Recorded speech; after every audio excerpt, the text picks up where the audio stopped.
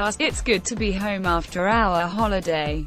The dogs went berserk. Rucksack, the elderly cat, yowled for half an hour to tell us off for leaving him, and the laundry area was momentarily empty before the job of post-holiday washing began. Poor Claire, who had been holding the fort, hadn't had the easiest of times. Administering Musker's nebulizer twice a day was both time-consuming and tricky. Bless him, he copes very well with what looks like an enormous blue plastic nose bag on his face. Musker is a cheeky little chap, and although he's very patient while his nebulizer is attached, it's the 25 minutes of standing around while the puffers do their magic he can't abide. And once boredom kicks in, so does his Houdini gene. He'll shake his head, nod violently, and finally rub against the walls of his stable to get the blasted contraption off, then peer innocently over his stable door looking for his hay. During the second week of our French trip, Finn decided his little friend was getting far too much attention and came down with choke. It is what it sounds like. He was coughing and spluttering and looking not at all well. So Claire called the vet. Of course, in typical Hammond style, Finn managed to move the blockage just as the vet arrived, although he still required medicating for 7 days.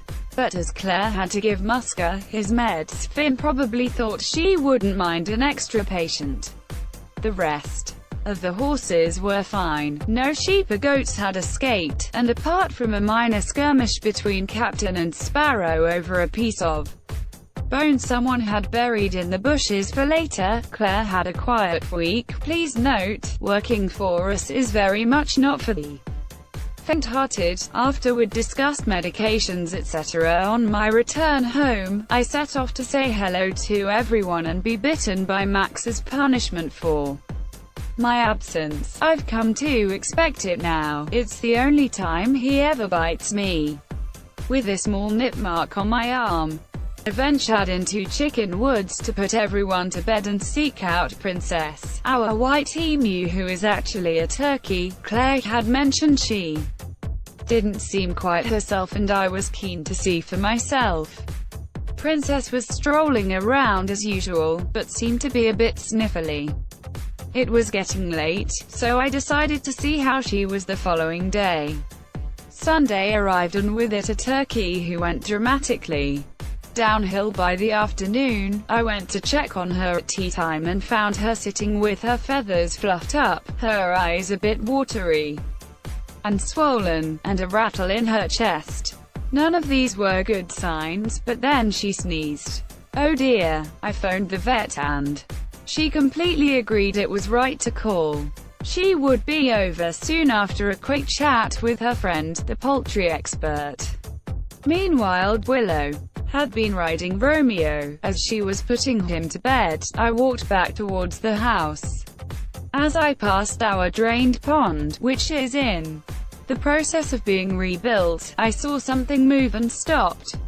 There, shuffling about in the bottom, was a baby hedgehog. Willow, bring a pair of gloves, I called. There's a baby hedgehog stuck in the pond. I climbed in and lifted the little creature out, handing it carefully to Willow.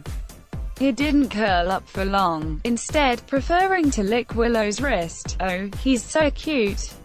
Can I keep him? She asked. No, Wills, he needs to find his mother, although he's fairly big. I wonder if it was his first night on his own. He was only about 4 inches long, so we weren't sure. Try putting him in the shady part of the shrubbery. There are lots of slugs in there. Willow carefully put him under a bush and we heard him scramble away for a few seconds. Then there was the most ear-piercing squealing I have ever heard in my life.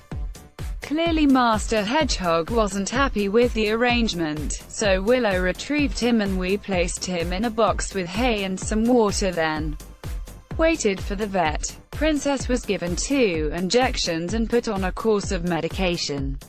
Caroline the vet took the little hedgehog away with her to deliver it to a wildlife rescue nearby, and 2 days later, Princess was well on her way to full health, and rather enjoying having her beak and nose bathed. She is the most ridiculous turkey in the world, and I'm probably the most ridiculous owner. I sat with her for 20 minutes last night, stroking her head and talking to her. She fell asleep in my arms. All 16 kilograms of her, all has now returned to peace and tranquility. Better start on the washing, I suppose.